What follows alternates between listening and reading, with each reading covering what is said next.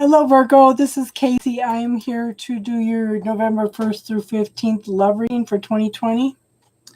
Now, there won't be any spiritual talk tomorrow night because we're going to go in. 7 of us readers are going to do readings from 3:30 to 8:30 Mountain Standard Time on Astro Ascension Tarot.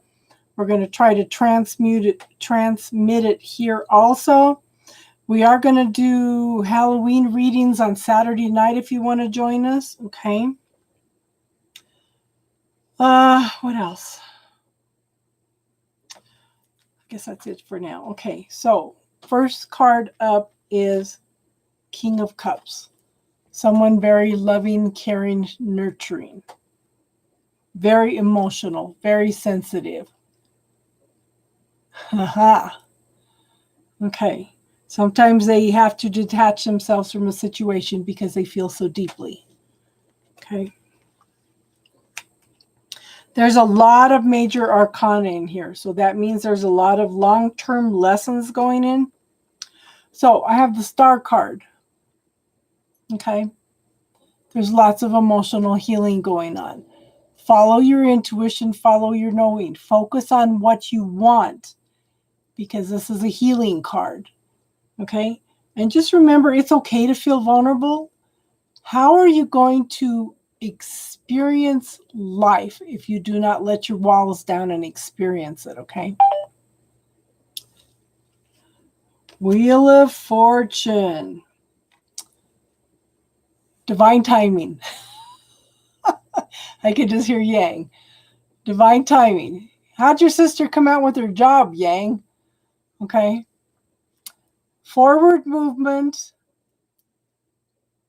Not having control of the situation. It's all in divine timing. In the past, I have the Ace of Cups. Whether this is a love relationship that came in or this is the new beginnings of love for yourself. In the now, I have the Hermit. Okay.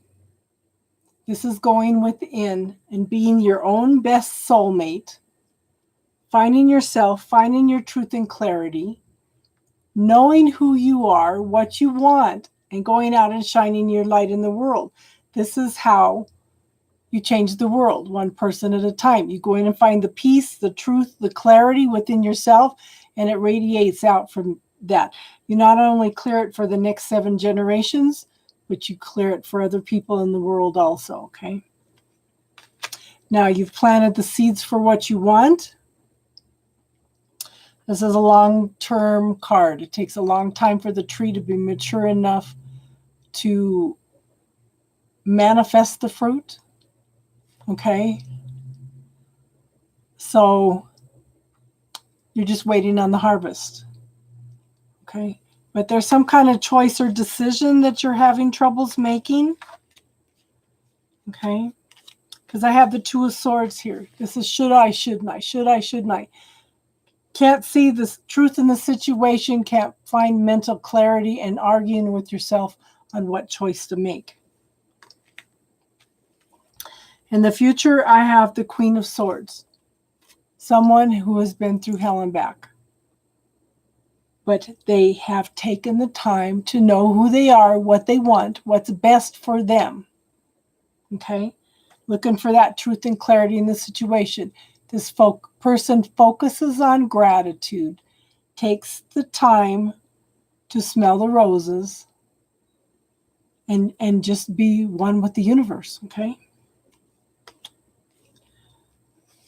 And then we have the 10 of Pentacles. This is having it all, having much more than enough of everything that you need.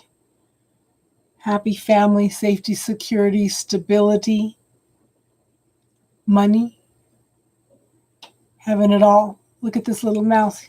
He's fat because he has much more than enough.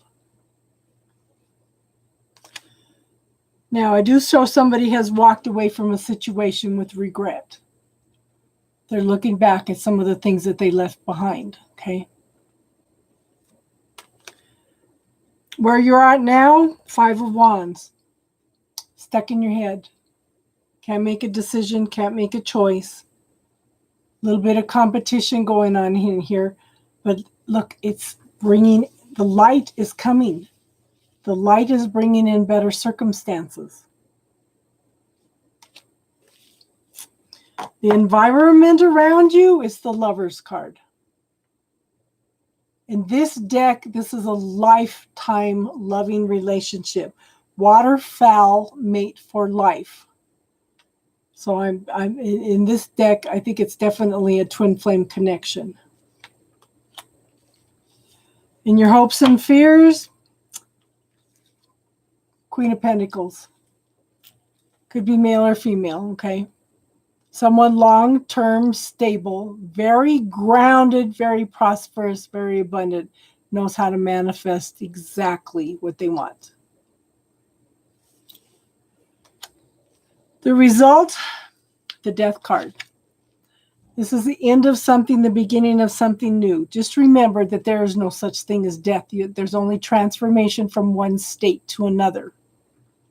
Okay? It's just energy. It's just shifted from one state to another.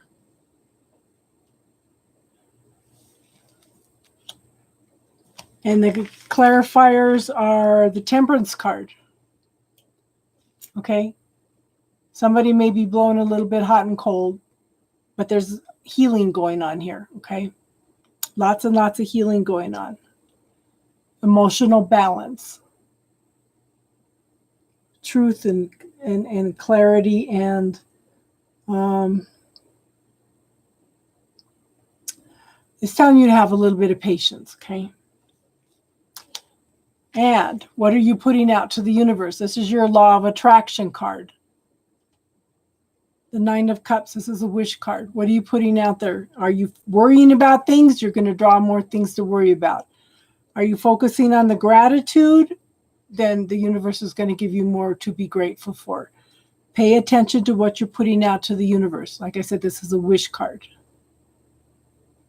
What you wish for is what's going to come to you, but what are you putting out there as a wish? What are you putting out there as your intention, okay? So let's see what else the universe has to say.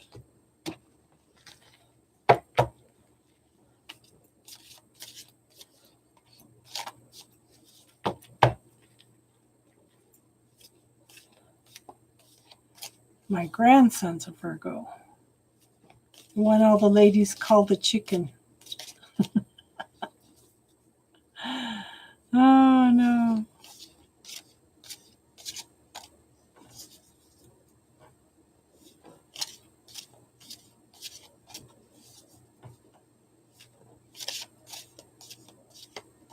Okay. Well, I wanted to go there. Okay, the Hermit card. Go within and know what you want, what you desire. Know who you are. Find the peace with yourself. Find what you want.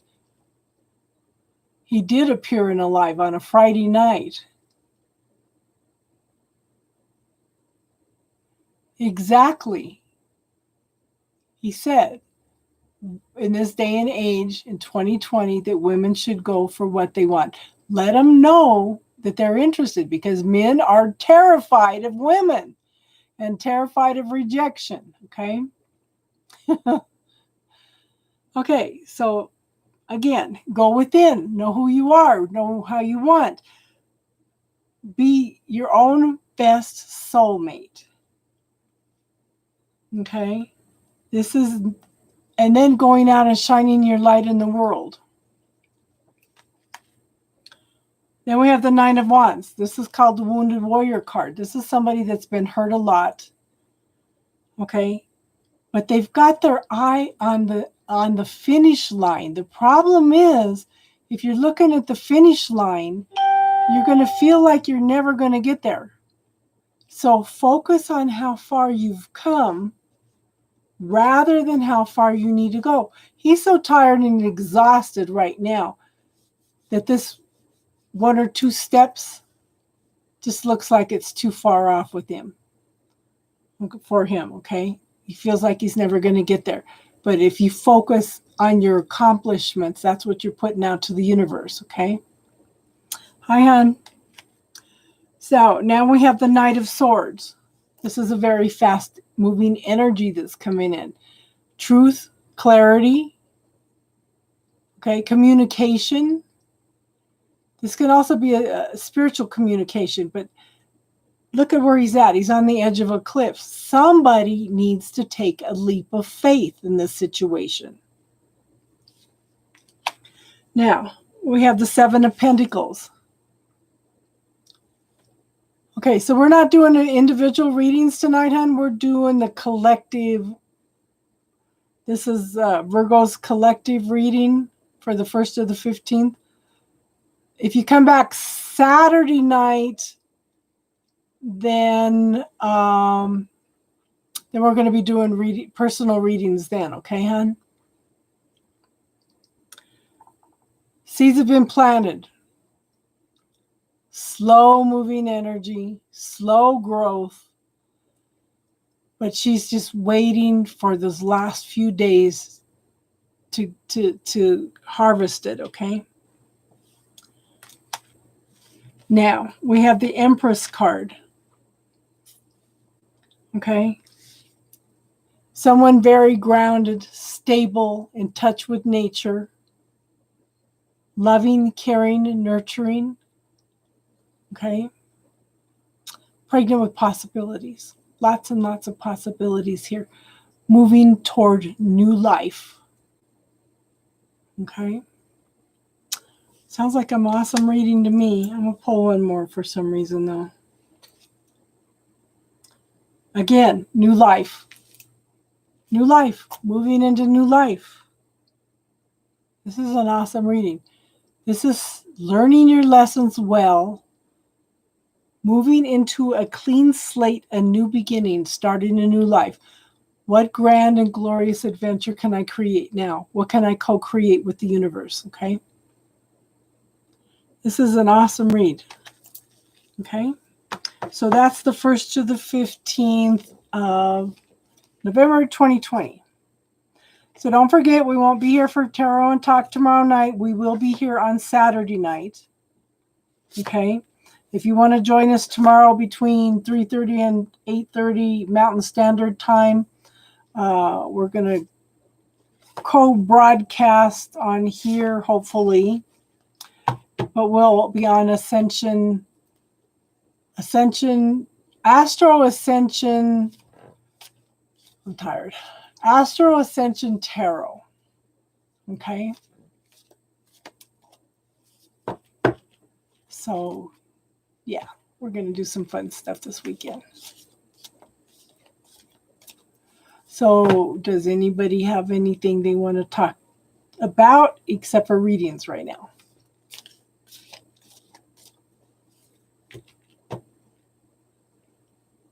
Sparshy, are you still here, hon?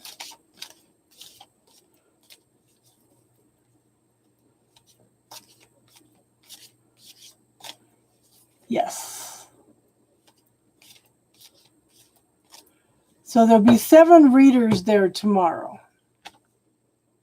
7 readers.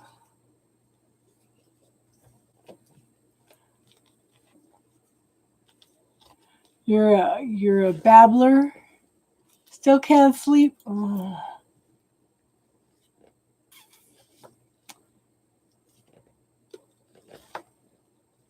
Okay, so there's some Native American music on YouTube that sometimes helps me sleep. Native American flute. My sister-in-law had 5 kids, and every time she'd get in the car, they'd all be fighting and carrying on. She'd put in Carlos Nakai. Tear of the Moon has pan flute and Native American flute. Okay. But this one is Carlos Nakai. It's Earth Spirit.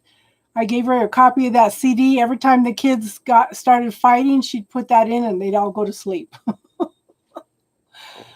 When she had another kid, and the others were all grown, she asked me for a copy of the CD again. Tear of the Moon by Coyote Oldman. Now, I have a story about that one. So I was going down somebody's house one day and I was listening to this CD and I'm crying and crying and crying and I have no idea. We're going down to a friend's house and this friend does past life stuff. And I didn't think nothing of it. Okay. So we went down there and they started talking about past life stuff. And one of the gals goes, well, why do I see this other such and such other lady as a male? And she started telling a story about that. So the friend that rode with me, she had to go. I had to take her back to her car.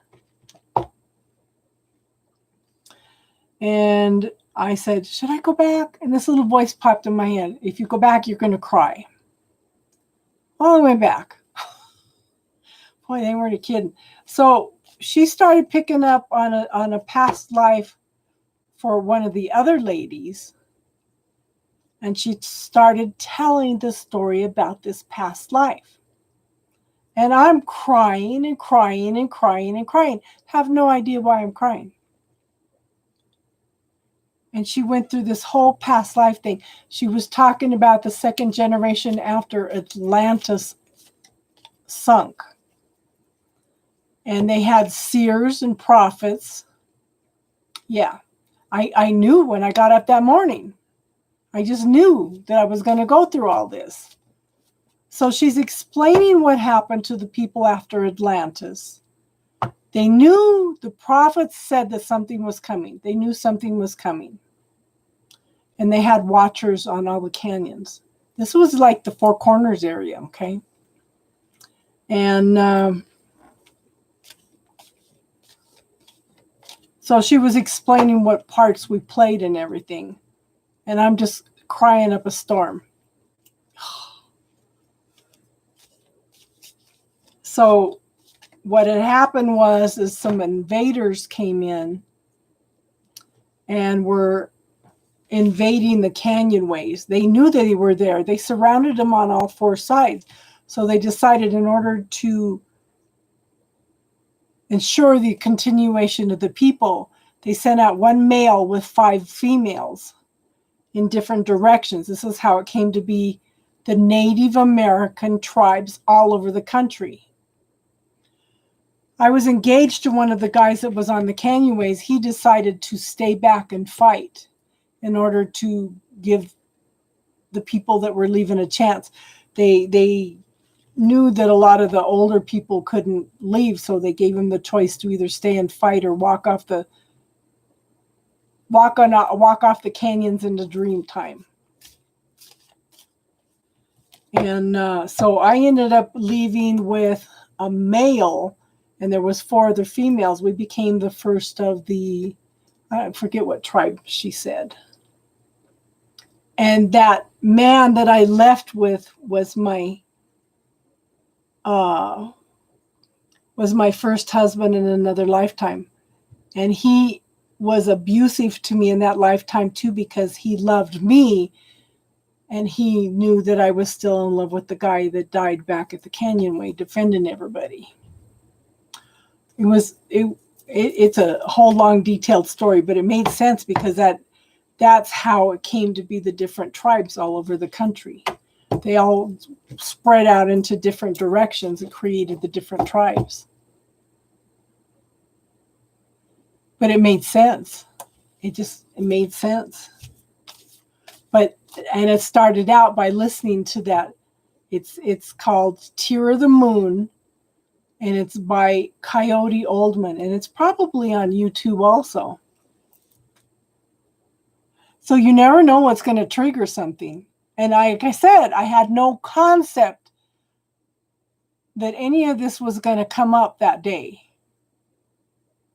But on a soul level, I knew because I was crying. I listened to that. That's one of my favorite CDs is Tear of the Moon. And that's the panpipe and the Native American flute.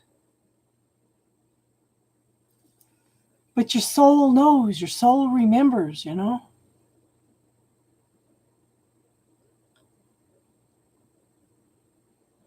So that was interesting.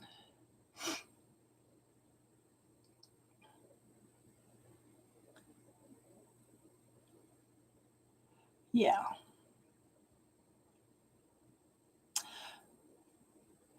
And it's funny because my cousin about that time had gave me a book. Okay, she's with the LDS church. She gave me a book that had been written about the water currents, how the last place that two of the tribes of Israel were known to be, they followed the water currents from those, and they ended up in Central America and South America. Now, if you look at the names of some of the Aztec cities and the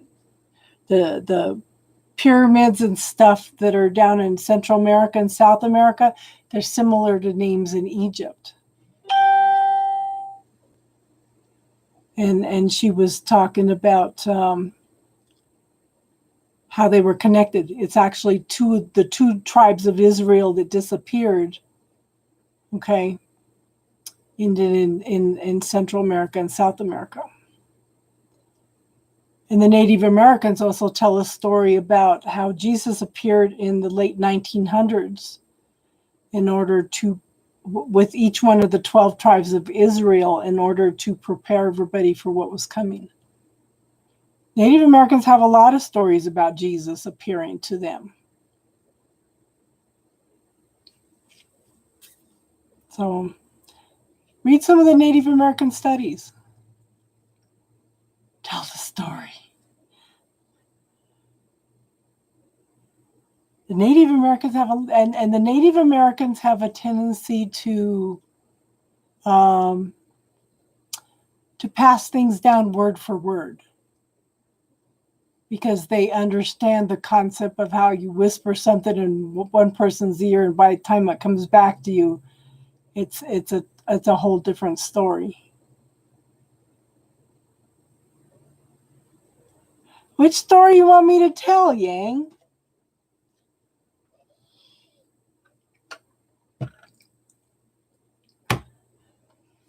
One of the books that I recommend is Voices of Our Ancestors. That's what one of the Native Americans told me. They've been talking about this for 150 years. Okay. You need to go? Okay, hun. I should close it up for tonight anyway. There's a storm. Well, you go take care of yourself, hon. You don't want to get electrocuted by being on the internet on the computer. And we could always talk Saturday if you come, okay?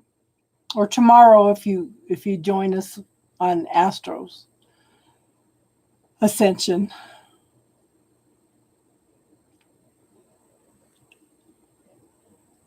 But I want to start telling some of the Native American stories a little more, okay? Because I think they're pretty much right on, okay?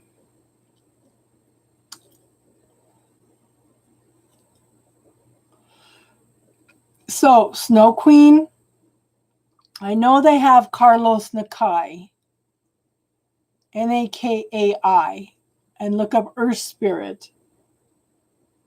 That's just him doing the flute. Phenomenal music. And the Tear of the Moon is very relaxing also. So you might want to try listening to some of that and see if that helps.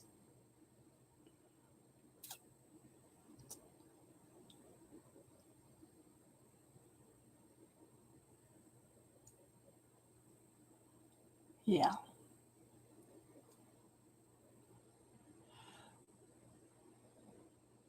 Okay, so Snow Queen, I'm going to close up for tonight. I'm going to try to get some sleep myself. And I need to post these last 3 videos too, so I'm going to close that up for tonight. If you can't sleep Saturday night, we'll be here Saturday night.